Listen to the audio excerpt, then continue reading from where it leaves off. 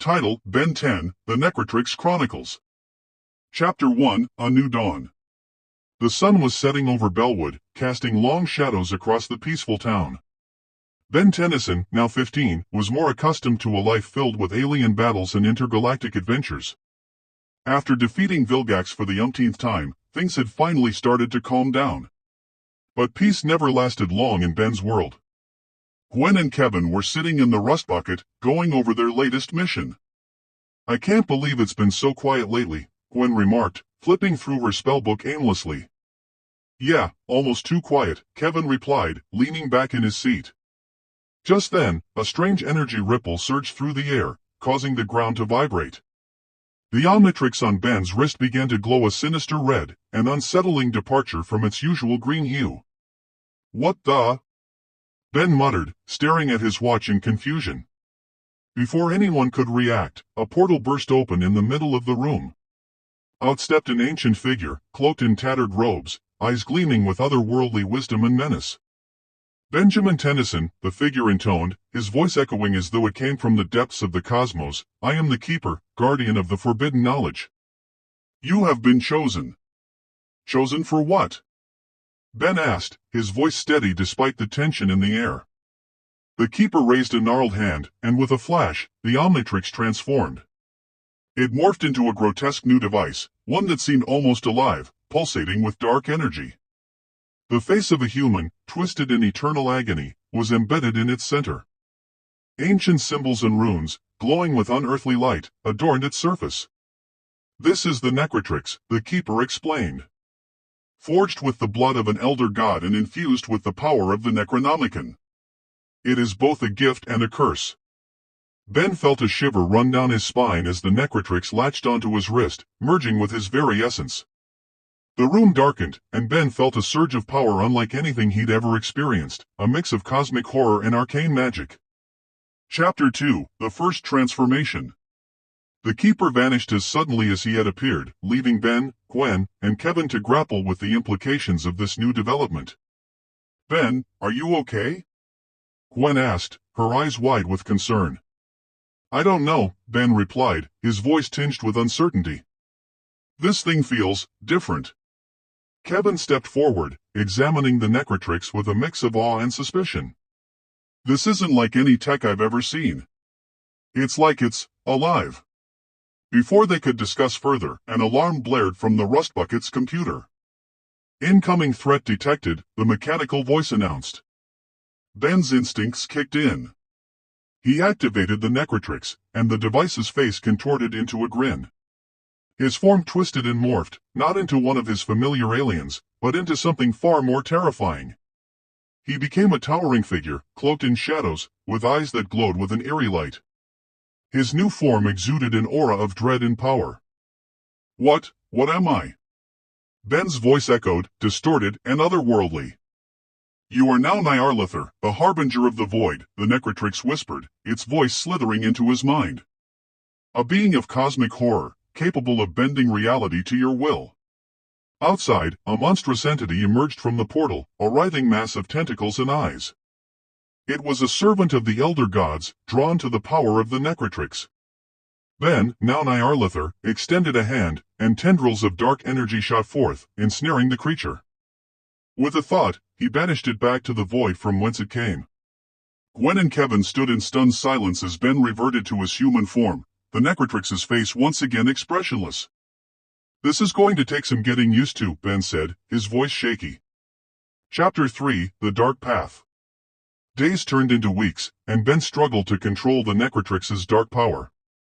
Each transformation brought him closer to the abyss, and he often found himself fighting not just external threats, but the malevolent will of the device itself. Gwen delved deeper into her magical studies, seeking a way to understand and perhaps counteract the necrotrix's influence. Kevin, ever the pragmatist, worked on enhancing the rust bucket's defenses, preparing for the inevitable onslaught. Chapter 3, The Dark Path, continued, of otherworldly horrors that seemed drawn to the necrotrix's power. The trio had faced many challenges before, but this one felt different, more insidious. Late one night, Ben sat alone on the roof of the rust bucket, staring at the stars. The necrotrix felt heavier on his wrist, like a constant reminder of the burden he now carried. He could hear whispers, faint but persistent, urging him to embrace the darkness within. Ben? You up here? Gwen's voice broke through his thoughts. She climbed up to join him, her spellbook tucked under her arm. Yeah, just thinking, Ben replied, not taking his eyes off the sky.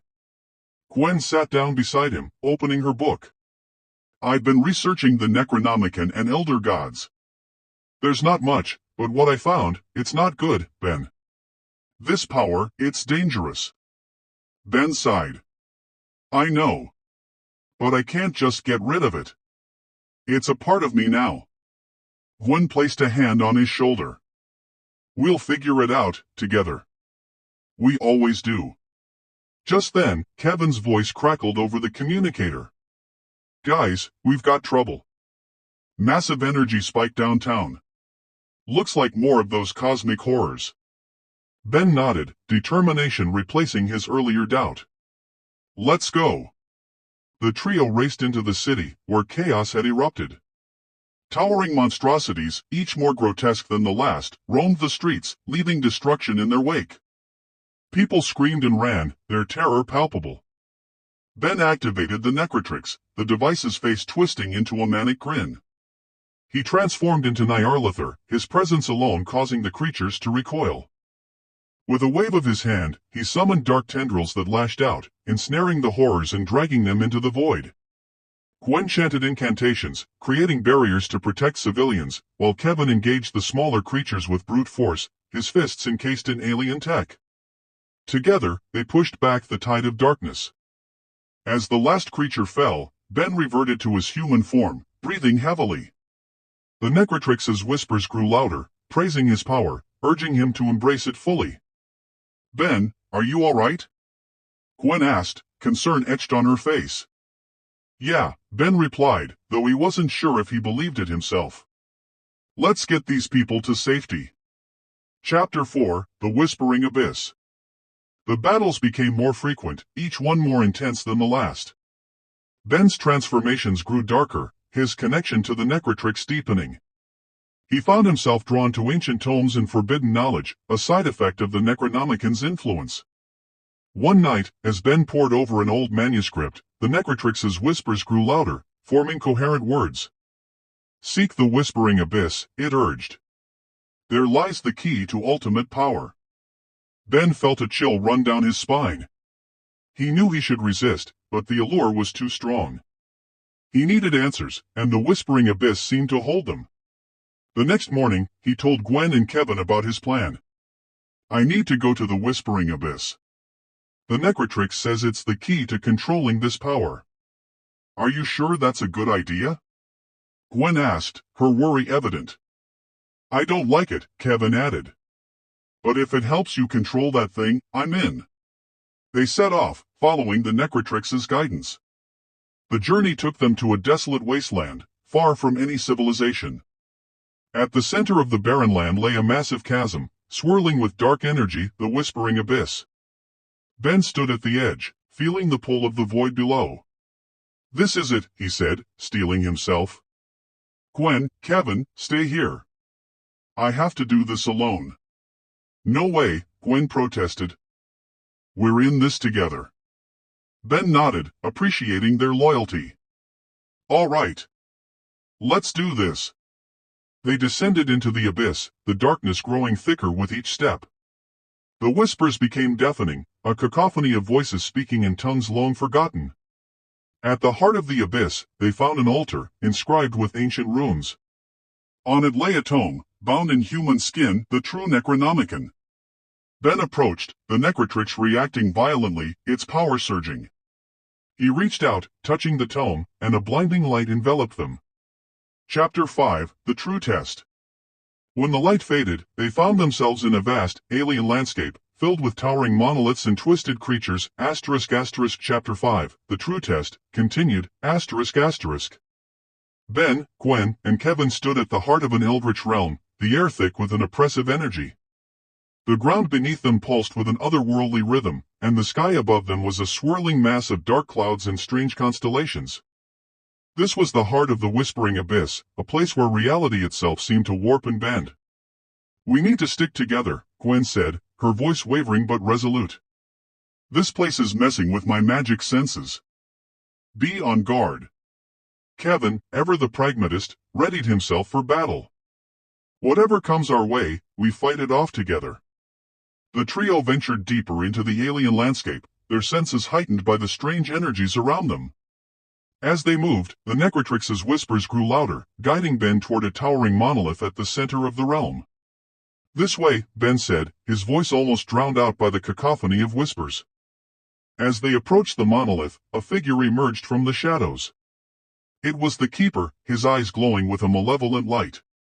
"Welcome, Benjamin Tennyson," the Keeper intoned.